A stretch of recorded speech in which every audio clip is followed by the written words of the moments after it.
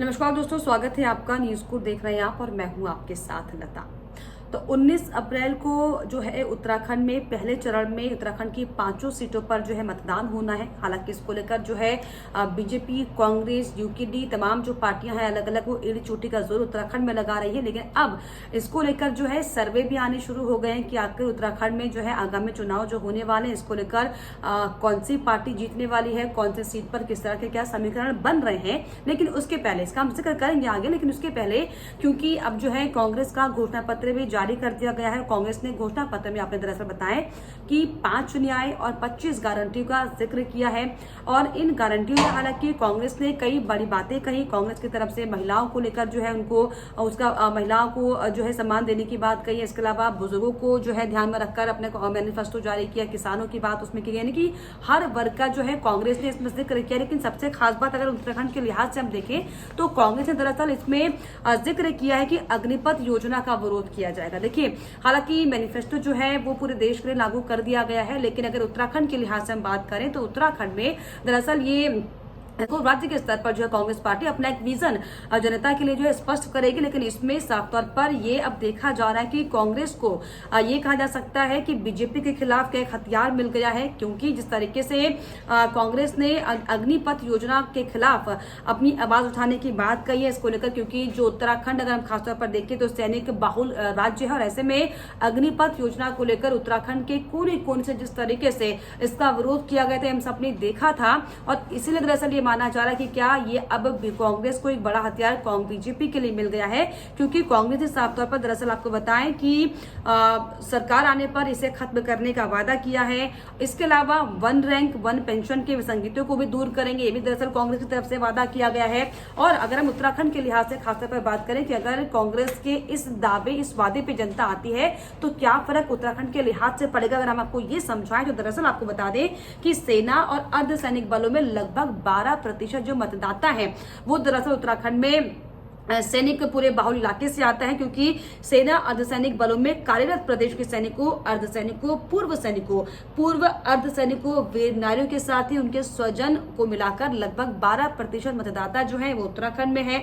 तो ऐसे में हालांकि अभी देखने वाली बात होगी कि इतने दावे और वादों का जो है क्या असर कांग्रेस पार्टी पर पड़ता है। लेकिन अब अगर हम इन 5 सीटों पर सर्वे की बात करें, क्योंकि हालांकि लगातार जो है तमाम पार्टियां पूरी एड़ी चोटी का जोर लगा रही किसी भी तरीके से कि जो है अपनी अपनी जमीन को मजबूत किया जा सके।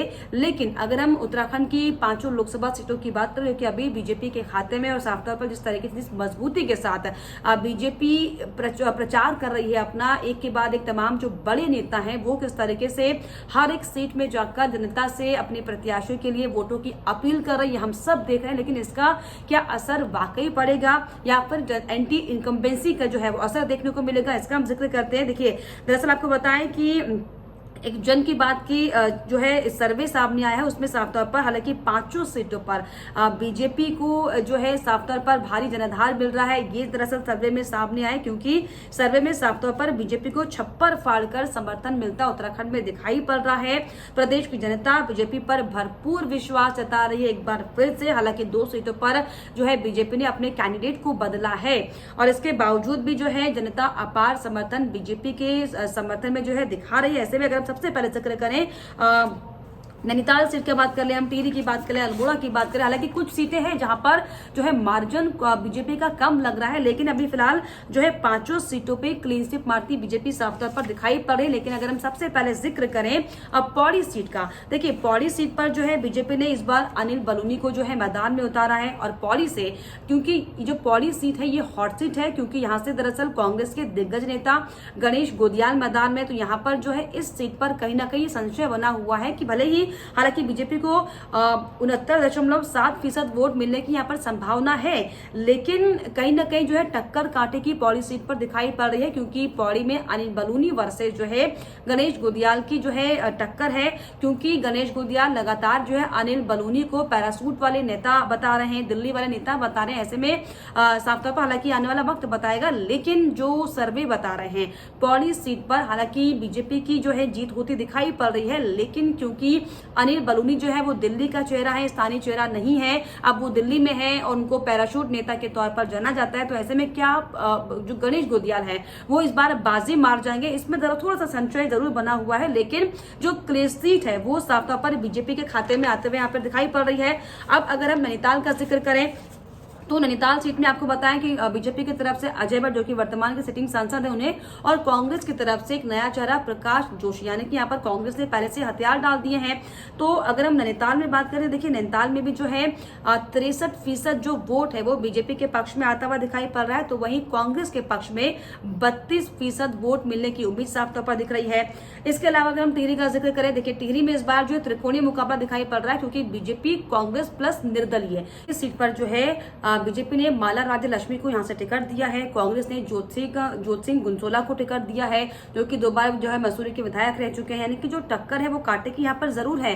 भले ही यहाँ पर जो है बीजेपी 71% और बीजेपी को जो है यहाँ पर इतने वोट मिलते हुए दिखाई पड़ रहे हैं, लेकिन जो यहाँ पर टक्कर है वो ज्यादा जबरदस्त है, क्योंकि बॉबी पवार की जो है लगातार लोकप्रियता दिखाई पड़ रही है। ऐसे में जो है पौड़ी के अलावा जो टिहरी सीट है वहां पर भी थोड़ा संशय, हालांकि बीजेपी साफ तौर पर क्लीन स्वीप मारते हुए दिखाई पड़ रही है, लेकिन जो वोट प्रतिशत है, जो वोट शेयर है, वो हो सकता है कि यहाँ पर बीजेपी का कम हो जाए। लेकिन यहाँ पर बीजेपी को 71% वोट मिल रहा है सर्वे के हिसाब से।